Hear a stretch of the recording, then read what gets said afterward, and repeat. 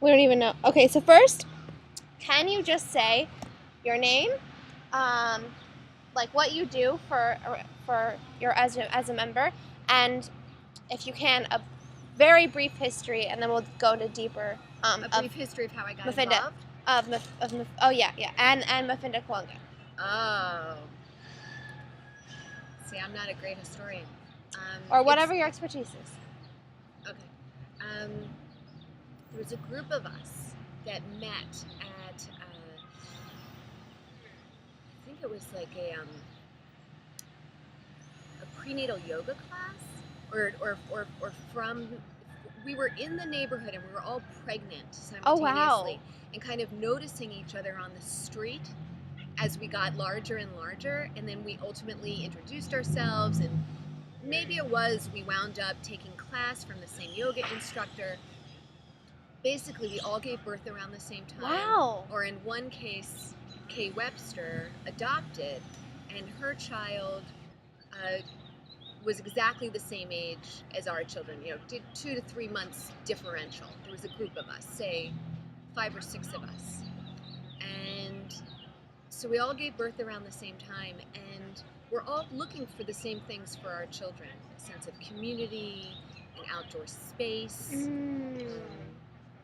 a place to be with other young mothers and children. And so we all together, or separately but together, decided to join the garden.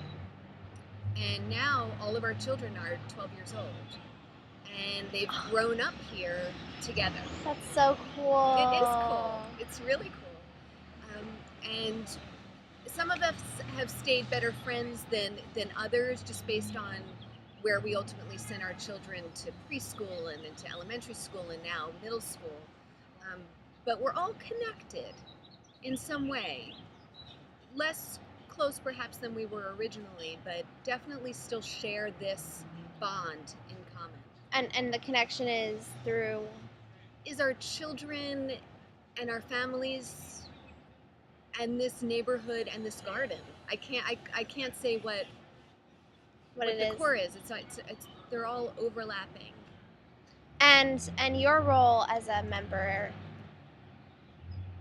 I don't want to speak for this whole group, but I would say it's somewhat similar, but not identical for each of us. When our children were younger, and their needs were different than they are now as 12-year-olds.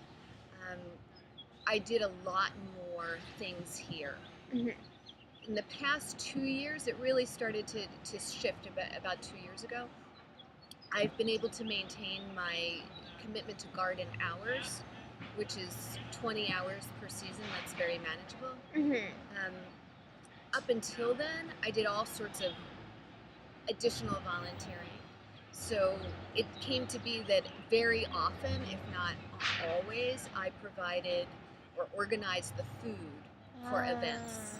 So not that I would prepare the food, but I would be the organizer for the potlucks. Or if we were having a cleanup day, I would organize to make sure that we had juice and snacks and whatnot.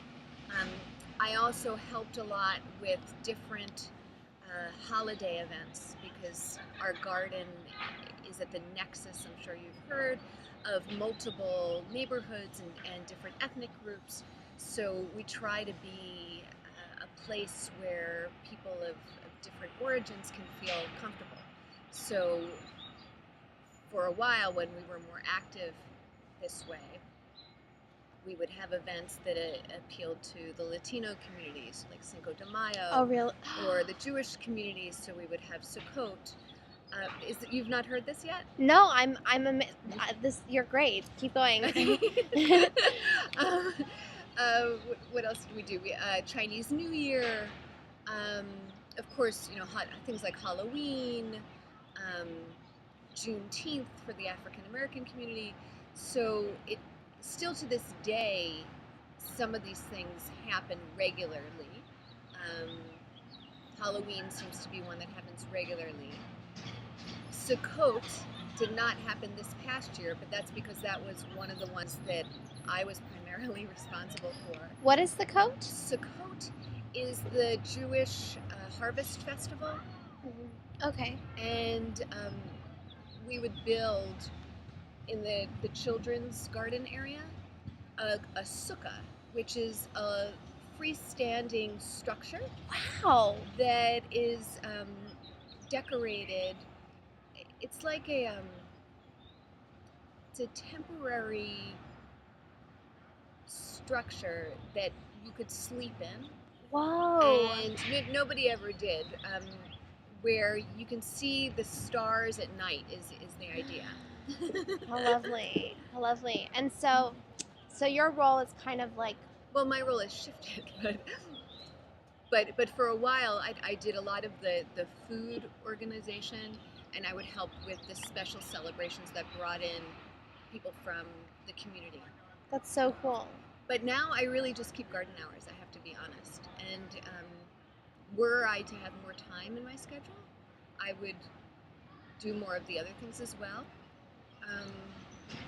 This is maybe something you'd be interested in. Mm-hmm. My husband's mother lives in Missouri, and her experience of the world is very limited to a certain extent. The people that she comes in contact with are generally white and generally Republican. Okay.